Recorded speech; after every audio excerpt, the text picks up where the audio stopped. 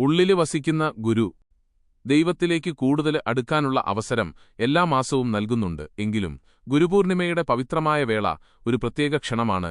അജ്ഞാനത്തിന്റെ ഇരുട്ടിനെ അകറ്റുന്ന വഴികാട്ടിയായ പ്രകാശത്തെ തിരിച്ചറിഞ്ഞ് നിശ്ചലമായിരിക്കാനും ആത്മപരിശോധന നടത്താനും ഇത് നമ്മെ ഓർമ്മിപ്പിക്കുന്നു. സനാതനസാരഥിയുടെ ഈ ലക്കം ഈ കാലാതീതമായ വിഷയത്തെ ചുറ്റിപ്പറ്റിയാണ് തയ്യാറാക്കിയിരിക്കുന്നത്. ഏറ്റവും വലിയ ഗുരു സാക്ഷാല് ദൈവം തന്നെയാണ്. അവിടം നമ്മിൽ തന്നെയും നമുക്ക് ചുറ്റും എപ്പോഴും വസിക്കുന്നുണ്ട്. നാം തിരിച്ചറിയുന്നതിനായി മാത്രം കാത്തുനിൽക്കുന്നു എന്ന് ഇത് നമ്മെ ഓർമ്മിപ്പിക്കുന്നു. യഥാർത്ഥ ഗുരു വെറുതെ ഉപദേശിക്കുകയല്ല, മറിച്ച് മാറ്റങ്ങൾ വരുത്തുകയാണ് ചെയ്യുന്നത് എന്ന് ഭഗവാന് ആവർത്തിച്ച് പഠിപ്പിച്ചിട്ടുണ്ട്.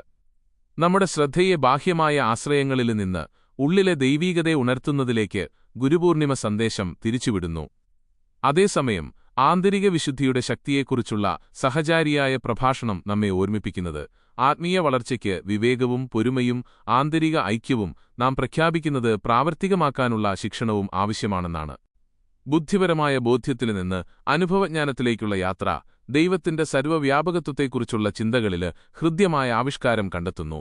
തികച്ചും വ്യക്തിപരമായ സംഭവങ്ങളിലൂടെ വിശ്വാസവും ജാഗ്രതയും വളർത്തിയെടുക്കുന്നവരെ ദൈവത്തിന്റെ അദൃശ്യമായ കരം സംരക്ഷിക്കുകയും തിരുത്തുകയും വഴികാട്ടുകയും ചെയ്യുന്നു എന്ന് നമ്മെ ഓർമ്മിപ്പിക്കുന്നു. സ്വാമിയെ നമ്മുടെ ഹൃദയങ്ങളിൽ പ്രതിഷ്ഠിക്കുക എന്ന ആഹ്വാനം ഇതിനെ പിന്തുണയ്ക്കുന്നു. അവിടെയുടെ വാഹിനികളുടെ പഠനം വെറുമൊരു പാണ്ഡിത്യമായിട്ടല്ല, മറിച്ച് അവിടെയുടെ ജീവനുള്ള സാന്നിധ്യത്തെ നമ്മുടെ ചിന്തകളെയും വാക്കുകളെയും പ്രവൃത്തികളെയും രൂപപ്പെടുത്താൻ അനുവദിക്കുന്ന പവിത്രമായ മാർഗമായി അവതരിപ്പിക്കുന്നു. രാമകഥാ രസവാഹിനിയിൽ നിന്നുള്ള തുടരു വിവരണം ആകാശഗംഗയെ ഭൂമിയിലേക്ക് കൊണ്ടുവരുന്നതില് ഭഗീരഥന് കാണിച്ച സ്ഥിരോത്സാഹത്തെ വാഴ്ത്തുകയും തുടർന്ന് തിരുപാൽക്കടല് കടയുന്നതിലേക്ക് നീങ്ങുകയും ചെയ്യുന്നു. ഉദാത്തമായ ലക്ഷ്യങ്ങൾക്ക് ദൃഢമായ പരിശ്രമം ആവശ്യമാണെന്നും അതേസമയം ദൈവീക കൃപ ആത്മാർത്ഥമായ പരിശ്രമത്തെ പിന്തുണയ്ക്കുകയും സാക്ഷാത്കരിക്കുകയും ചെയ്യുന്നു എന്ന സാർവത്രിക സത്യത്തെ ഇത് നിശബ്ദമായി പ്രതിധ്വനിപ്പിക്കുന്നു. ഈ ലക്കം നമ്മെ പ്രായോഗിക ആത്മീയതയിലേക്കും നയിക്കുന്നു. ശീലങ്ങളെ നിയന്ത്രിക്കുന്നതിലും ആഗ്രഹങ്ങൾ കുറയ്ക്കുന്നതിലും ഇച്ഛാശക്തി ശക്തിപ്പെടുത്തുന്നതിലും ഇന്ദ്രിയങ്ങളെ അടയ്ക്കുന്നതിലുമുള്ള ഭഗവാന്റെ മാർഗനിർദ്ദേശം സ്വയം ശിക്ഷണത്തിലൂടെയാണ് സ്വാതന്ത്ര്യം നേടിയെടുക്കുന്നത് എന്ന് കാണിക്കുന്നു.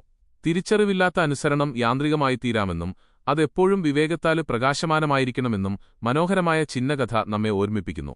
പവിത്രമായ നാമമായ ഓം ശ്രീ സായ് സർവസംഗ പരിത്യഗിനേ നമഃ പൂർണ്ണമായും ലൗകിക ബന്ധങ്ങളിൽ നിന്ന് മുക്തനായിരിക്കുമ്പോൾ തന്നെ ഏവരെയും വഴികാട്ടുന്നതിലും ഉയർത്തുന്നതിലും നിരന്തരം വ്യാപൃതനായിരിക്കുന്ന ദൈവത്തിന്റെ വൈരുദ്ധ്യത്തെ വെളിപ്പെടുത്തുന്നു. ബാലവികാസത്തിന്റെ രൂപീകരണ സ്വാധീനത്തെയും വിദ്യാഭ്യാസം, ആരോഗ്യം, സേവനം, സാർവത്രിക സ്നേഹം എന്നിവയിലെ ഭഗവാന്റെ ആദർശങ്ങളെയും ശതാബ്ദി ചിന്തകള് അനുസ്മരിക്കുന്നു. ബാലവികാസ കുട്ടികൾക്കുള്ള അവിടെയുടെ സ്നേഹനിർഭരമായ വാക്കുകളും കത്തുകളും സത്യം, ലാളിത്യം, പങ്കുവയ്ക്കല്, നിസ്വാർത്ഥ സേവനം എന്നിവയില് പൂത്തുതുടർ എല്ലാം കുട്ടികളെ വീണ്ടും ഓർമ്മിപ്പിക്കുന്നു. ടെക്സസിലെ പ്രശാന്തിധാം ഫൗണ്ടേഷന് ഇരീസ്, വെനിസ്വേലയുടെ ആക്ടിംഗ് പ്രസിഡന്റിന്റെ സന്ദർശനം, മധ്യപ്രദേശ്, ഇന്തോനേഷ്യ പാർത്ഥിയാത്രകള്, വീരീസ്, വൈറ്റ്ഫീൽഡിലെ SSIHMSലെ ഓഫ് SSIHMS നൂതന വൈദ്യശാസ്ത്ര സാങ്കേതിക വിദ്യകളുടെ സമർപ്പണം എന്നിവയെക്കുറിച്ചുള്ള റിപ്പോർട്ടുകളില് ഈ ആദർശങ്ങള് പ്രവൃത്തിപഥത്തിൽ കാണാൻ സാധിക്കുന്നു. ഈ താളുകളിലൂടെ നാം കടന്നുപോകുമ്പോൾ ഈ ഉദാത്തമായ ആദർശങ്ങളെ വെറുതെ പ്രശംസിക്കുക മാത്രമല്ല, മറിച്ച് അവയെ നമ്മുടെ ജീവിതത്തില് ഉൾക്കൊള്ളാനും നാം പരിശ്രമിക്കട്ടെ. നമ്മിലെ ഗുരു നമ്മുടെ വിവേകത്തെ ഉണർത്തട്ടെ, നമ്മുടെ ഭക്തിയെ ആഴത്തിലാക്കട്ടെ, നമ്മുടെ ദൃഢനിശ്ചയത്തെ ശക്തിപ്പെടുത്തട്ടെ, നിരുപാധികമായ സ്നേഹം കൊണ്ട് നമ്മുടെ ഹൃദയങ്ങളെ നിറയ്ക്കട്ടെ. ഓരോ ചിന്തയും അവിടെയുടെ സന്ദേശമായി മാറട്ടെ, ഓരോ പ്രവൃത്തിയും അവിടെയുടെ പൂജയായി മാറട്ടെ, ഒപ്പം ഓരോ ദിവസവും നിത്യനായ വഴികാട്ടിയോടൊപ്പം കൈകോർത്തു നടക്കാനുള്ള അവസരമായി മാറട്ടെ.